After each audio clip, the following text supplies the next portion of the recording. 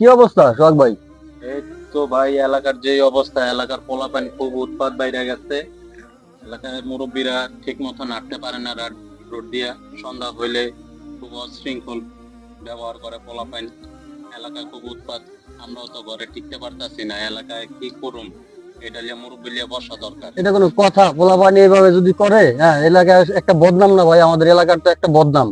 এটা এগুলা কোনো মনে করেন যে পোলাপানির, আমি আমার কাছে কয়েকজন বললো মুরব্বীরা সকালে গিয়ে নামাজে যায়, ওই সময় নেশা পানি করে। সাল্লাল্লাহু আলাইহি ওয়াসাল্লাম। আসসালামু আলাইকুম।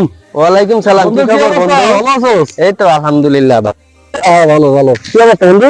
এই তো আলহামদুলিল্লাহ। এত তাড়াতাড়ি কোথায় যাচ্ছ বন্ধু? বন্ধু আসার আজকে বেলা তো 11:30 বাজে।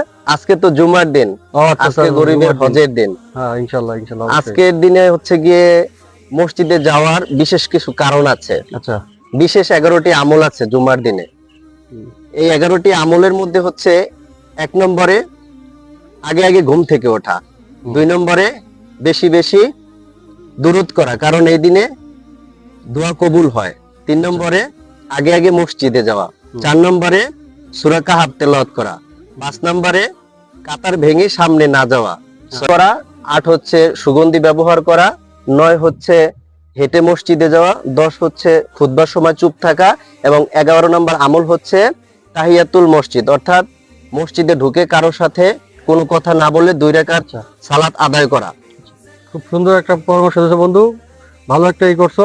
ইনশাল্লাহ আমরা পালন করার চেষ্টা করব। তোমার সাথে আমরা এখন নামাজ যাবো। চলো চলো তাহলে আমরা সবাই আচ্ছা, আগে আগে তাহলে আমরা মসজিদে এখন- যাই। আচ্ছা, সবাই মসজিদে গিয়ে বেশি বেশি আমল করি এবং এই ইনশাল্লাহ, দিনটাকে ইনশাল্লাহ। আমরা সবাই সঠিকভাবে ব্যবহার করি। ইনশাল্লাহ ইনশাল্লাহ।